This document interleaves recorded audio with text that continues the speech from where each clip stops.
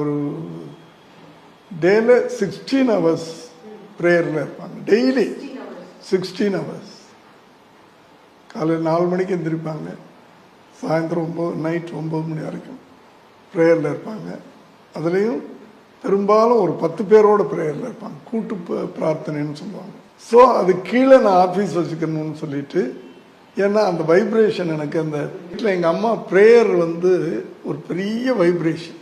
இப்போ நான்லாம் இந்த நிலைமைக்கு இவ்வளவு சந்தோஷமாக, இவ்வளோ ஹாப்பியாக, இவ்வளோ வசதியாக நான் இருக்கிறேன் அப்படின்னு சொன்னால் அது என்னுடைய உழைப்பு மட்டுமல்ல. என்னுடைய உழைப்பு மட்டுமல்ல, உழைப்பினால மட்டும் எனக்கு வந்துச்சு அப்படின்னு நான் சொல்லிக்க மாட்டேன். எங்கள் அம்மாவுடைய ப்ரேயர் அது. இதெல்லாம் எங்கள் அம்மாவுடைய ப்ரேயர். என் பிள்ளை இன்னைக்கு இந்த நிலைமையில் இருக்கிறார் அப்படின்னு சொன்னால் நான் அப்படி தான் எடுத்துக்கிறேன். எங்கள் அம்மாவுடைய ப்ரேயர். ஏன்னா விஜய் பெரும்பாலும் எங்களோட படுத்த நாட்கள் ரொம்ப கம்மி. அவருக்குன்னு ஒரு ரூம் இருக்கும், ஆனால் அங்கே படுக்க மாட்டார்.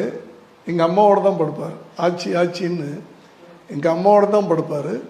ஒரு நல்ல பழக்கப்படுத்திட்டாங்க எங்கள் அம்மா.